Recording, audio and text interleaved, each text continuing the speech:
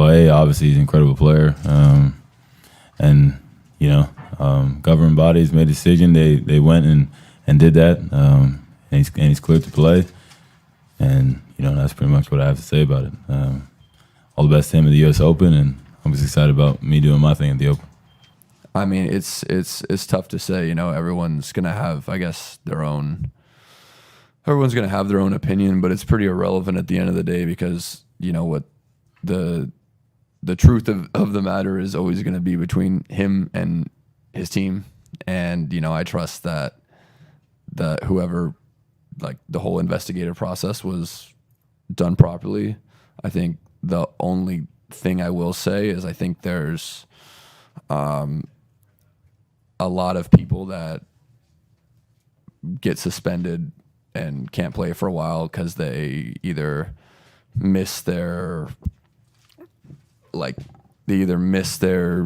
tests, the random testing, which, by the way, it's not whatever someone might tell you, it's not that hard to miss a test or two. And so people get banned off missing 3 of those. It's kind of hard to miss a third one. You should probably lock it down once you get 2 strikes. But there's crazy situations where that happens. So I think a lot of people get banned for unfortunate reasons, and I guess in this ruling they've found that it's different, and there's no ban. And I trust that he wasn't at fault or purposely doing anything. I just think that it should be consistent across the board with bans and who gets banned, who doesn't get banned, who gets suspended, doesn't get suspended. Well, instances like this are the very reason why we founded PTPA. The ethos of PTPA is the player, is representing 100% the player's rights, and making sure that you can cover every possible corner there is to cover so that the player is able to not only endure on the tour, but to live out of the sport. And we talked about the depth of the rankings and the players that are able to live out of the sport, and I think that needs to be improved. So there's a lot of topics that are being talked about and being worked on from the PTPA standpoint, and PTPA has not yet been, I think, acknowledged as much as we would like it to be acknowledged in the ecosystem. There are many reasons why, but I'm not going to get into that. And as far as Jannik's case, as I said, these kind of instances are the very reason why we founded PTPA, that is always advocating for fair protocols, clear protocols, for standardized approaches to this kind of cases. And I understand that the frustration of the players is there because of lack of consistency. And as I understood, his case was cleared the moment basically it was announced. But, I think 5 or 6 months passed since the news was brought to him and his team.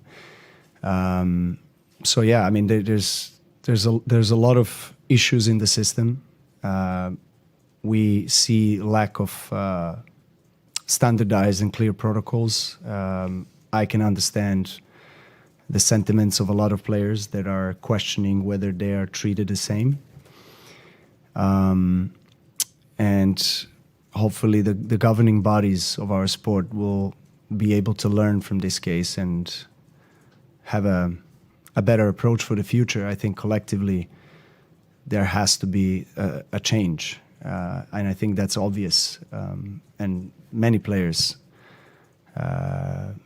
without naming any of them, I'm sure you know already who these players are, have had similar or pretty much the same cases where they haven't had the same outcome. And now the question is whether it is a case of the funds, whether a player can afford to pay a significant amount of money for a law firm that would then more efficiently represent his or her case.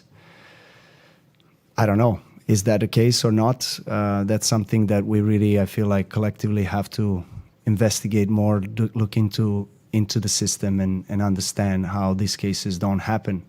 How, meaning not the case itself, but how we can standardize everything so that every player, regardless of his ranking or status or profile, is able to get the same kind of treatment.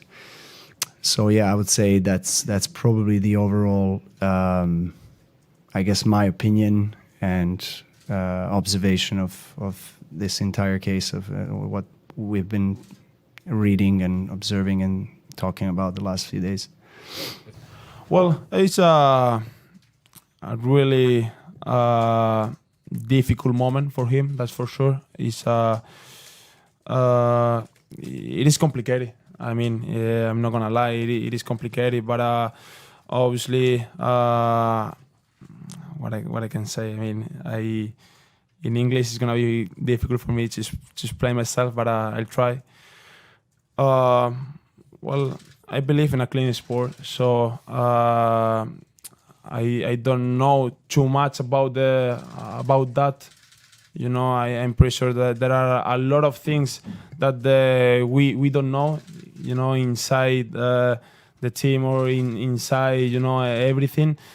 But you know, if they let Jannik to keep playing is for something. So I mean, he said, or they said he's innocent. So that's all I know, and that's all I can talk about. It's not ideal before a Grand Slam, but you know, in my mind, I know that I haven't done anything wrong. I had to play already months with this in my head, but you know, just remembering myself that I haven't done really anything wrong. I always respected these rules, and I always will respect these rules of anti-doping. So yeah, it's just obviously a relief for myself, you know, having this result, and yeah, so it's just, you know, good to be back here. It's an amazing city, amazing place to play tennis. So I will just trying to enjoy as much as I can, and hopefully having a good tournament.